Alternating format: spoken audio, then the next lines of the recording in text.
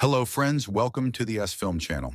Today we're going to dive into episode 5 of the Lord of the Rings series. We're going to uncover some subtle story details, and by knowing these, you'll enjoy the story even more. First, let's talk about Númenor. We saw that the Rings of Power will soon be made for humans, and it's certain that humans will play an increasingly important role in the story. Now, if you pay close attention to the opening sequence, you can spot the symbol of the city of Númenor. A red ring is forming around it, which clearly means that the story of the rings is going to take place in this land. We saw a very interesting scene in Númenor where we heard the prophecy of Pharazôn's wife about their son. That conversation between the father and son was quite strange. The father told his son that his mother had prophesied a dark fate for him, and that if he behaved well, he would tell him what she said. First, we know that Sauron is making the Rings of Power for men. Second, a change of government has occurred in Númenor.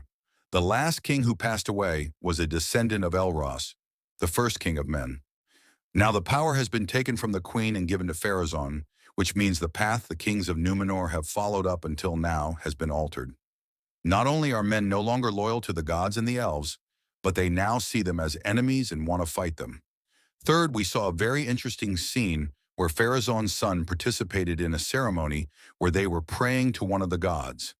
The name of that god, if I'm pronouncing it correctly, is Nienna, also known as the goddess of sorrow. Interestingly, this is the same god that Gandalf served. As you know, Gandalf was a Maiar, like an angel, serving the gods. Gandalf served this very god, which is why he had such a compassionate and empathetic nature. We saw Pharazôn's son insult this god and break her statue. This was not only a symbolic image of how the people of Númenor are changing, but also important for the character himself. He committed another act of sacrilege by killing someone and then washing the bloodied sword in sacred water. This shows that they not only no longer believe in the gods, but also openly insult them.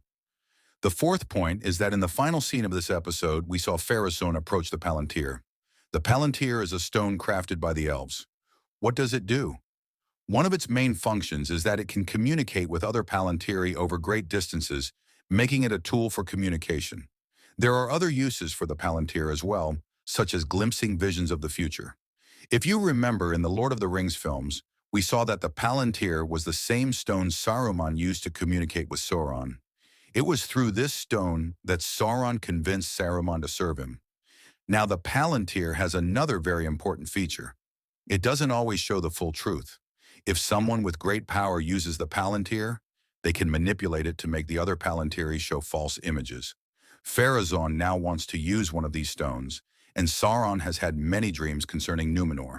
This also makes Pharazôn's conversation with his son more meaningful.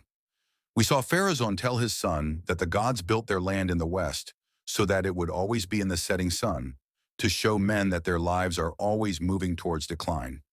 Now, Pharazôn wants to use the Palantír. In the past, kings used it, but Sauron had said he feared the land of Númenor. It's crucial to understand that whatever Pharazôn might see in the Palantír could be influenced by Sauron's deceptive magic. Just as Sauron disguised himself as Annatar to deceive the elves, he may want to appear as someone else to deceive men as well. Why is this important? Pharazôn might give his son a mission based on what he sees in the Palantír, a mission that could lead to the dark fate his wife had prophesied for their son. We also don't know exactly who will receive the 9 rings of power made for men. The names of the individuals who receive these rings are not revealed, but we do know that one of the Nazgûl came from Númenor. We also know Pharazôn will not be one of those who wear the rings. So it's possible that Pharazôn's son might be one of the 9 who receives a ring and eventually becomes a Nazgûl. Even if that doesn't happen, we know from the Lord of the Rings that there was a character called the Mouth of Sauron, whose identity is unknown, but it's clear that he was once a man, likely from Númenor. So it's possible that the dark fate Pharazôn's son faces involves him falling into darkness, especially since both he and his father are obsessed with seeking immortality. It wouldn't be surprising if both he and his father fall into the trap of darkness and remain enslaved to it forever. The question that comes to mind is, if this fate befalls Pharazôn's son, what will happen to Elendil's daughter? It's hard to come up with a theory for her, but there was a very interesting line in this episode worth noting. Elendil turned to his daughter and said, You know, it's a long way to the depths of the sea.